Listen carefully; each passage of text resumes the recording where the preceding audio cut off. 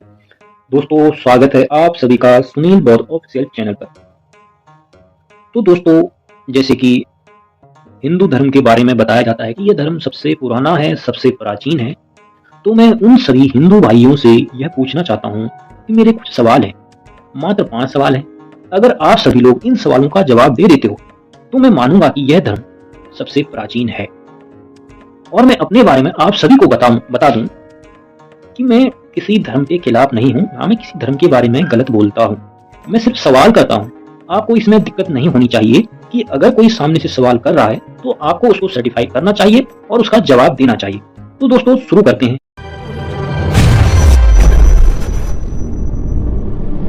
सबसे छोटा सा सवाल एक मेरा ऐसे ही आपसे है कि हिंदू धर्म किसने बनाया, यानी कि इसकी स्थापना किसने की थी? और सनातन धर्म और हिंदू धर्म एक ही है या दोनों अलग अलग हैं? क्योंकि इतिहास हम उठाकर देखें तो हिंदू धर्म तो कोई धर्म है ही नहीं, क्योंकि वह तो मुगलों का दिया हुआ एक नाम था जो कि सिंधु घाटी को लेकर उन्होंने जो है सिंधु घाटी को ही हिंदू कहने लगे और उसी हिंदू को लोगों ने अपना एक धर्म मान लिया और उसी हिंदू को कहने लगे। और सनातन धर्म भी, सनातन जो शब्द है वह शब्द बौद्ध के मुंह से निकला हुआ शब्द है जिसको सनातन कहा जाता है। फिर यह सनातन धर्म हिंदू धर्म एक कैसे हो सकता है? और बात करें इसी के इतिहास की तो बताते हैं कि सबसे पहले ब्राह्मण धर्म हुआ करता था, फिर आखिर एक ही धर्म में 3-3 4-4 नाम कैसे? तो दोस्तों ये तो मेरे कुछ इस तरह के सवाल थे, लेकिन स्टार्ट करूंगा मैं सबसे पहले सवाल से। तो दोस्तों 8वीं शताब्दी से पहले भारत में हुए प्रत्येक सम्राट बौद्धिस्ट थे, यानी कि बुद्ध थे। बौद्ध संस्कृति उस समय चारों ओर फैली हुई थी। तो 8वीं शताब्दी से पहले कोई भी हिंदू सम्राट क्यों नहीं हुआ? अगर हुआ था, उसका राज था, तो उसका नाम जरूर दें। ये मेरा पहला सवाल है, सवाल नंबर लिखकर अपना जवाब जरूर दें। तो दोस्तों अब मेरा आता है दूसरा सवाल। अगर हम बात करें सनातन धर्म हिंदू धर्म के अनुसार जो है जितने भी ग्रंथ हैं उन सभी को हजारों हजार वर्ष पूर्व का कहते हैं लोग। लेकिन वहीं हम इतिहास उठाकर देखें तो 1000 ईसा पूर्व से पहले एक भी हिंदू सम्राट नहीं रहा। ना ही किसी हिंदू सम्राट के कोई किले मिले, ना किसी का महल मिला। तो आप यह कैसे कह सकते हैं कि आपका धर्म सबसे प्राचीन यानी कि सबसे पुराना धर्म है? तो दोस्तों आप हमें ये बताइए कि अगर इतना ही पुराना धर्म है तो इस धर्म के कोई भी शिलालेख, अभिलेख या कोई भी किला राजाओं का, महाराजाओं का या कोई भी महल क्यों नहीं मिलता? अगर आपको मिला है, आपके पास सबूत है, तो आप कमेंट बॉक्स में सवाल नंबर 2 कर लिख के जवाब जरूर दें। तो दोस्तों इसी क्रम में आपसे पूछता हूँ तीसरा सवाल। भारत में पाल वंश तक यानी कि 1000 ईस्वी पूर्व तक जिस लिपि का उपयोग होता था, यानी कि जिस भाषा का उपयोग होता था, वह पाली भाषा है। उसके अवशेष मिलते हैं, उसके शिलालेख मिलते हैं और इतिहासकार बताते भी हैं कि पाली भाषा सबसे प्राचीन भाषा है।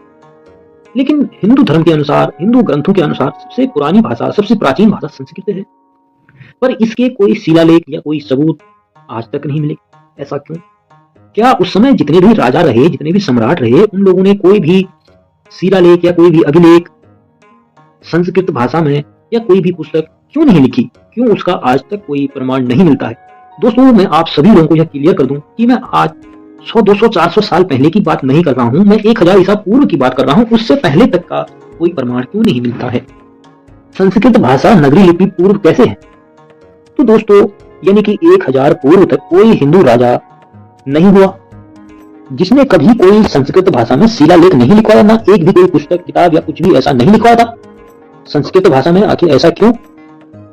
अगर आप इतिहास को तरीके से देखें तो सबसे पहले पाल और बौद्ध धर्म के बाद ही संस्कृत भाषा आपको मिलती है।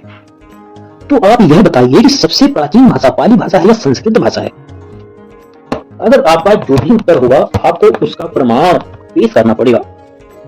तो दोस्तों इसी क्रम पर चौथा सवाल आप लोगों से मेरा है कि आप लोग कहते हैं आपका धर्म बहुत पुराना है, प्राचीन है, और वहीं देखा जाए तो हिंदू सभ्यता में मूर्ति, मंदिर इन सब की मान्यता है। लेकिन भारत में देखा जाए तो 800 ईस्वी पूर्व के आगे कोई भी ऐसा ब्राह्मणी व्यवस्था का कोई भी मंदिर या कोई भी मूर्ति आज तक नहीं मिली। तो फिर यह धर्म सबसे पुराना धर्म कैसे हो गया? तो दोस्तों 5वां सवाल पूछने से पहले मैं आप लोगों को बताऊं, जो भी मंदिर पर कब्जा करके बैठे हैं आज, वो सब जो है बौद्ध के महायान के मंदिर हैं या फिर विजयान के मंदिर हैं।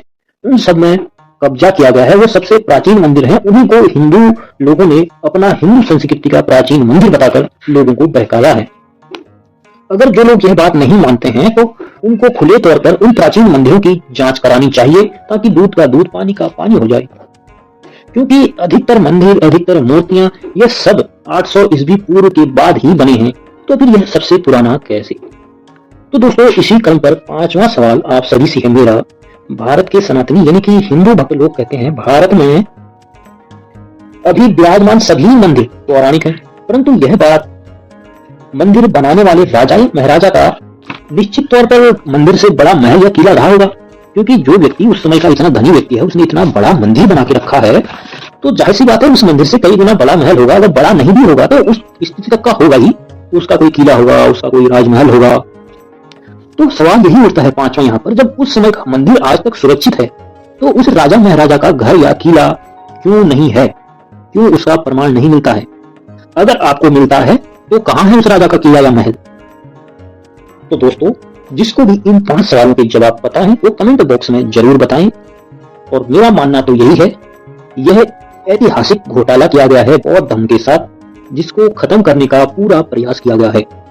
तो दोस्तों, जो भी लोग मुझे सपोर्ट करते हैं, अपने सभी दोस्तों को यह जानकारी जरूर शेयर करें, ताकि वह लोग भी बौद्ध धर्म की तरफ आकर्षित हों और सच्चाई को जान सकें कि आखिर कैसे बौद्ध धर्म को, बौद्ध लिपि को नष्ट करके यह सब पाखंड का खेल खेला गया है, लोगों को बहकाया गया है।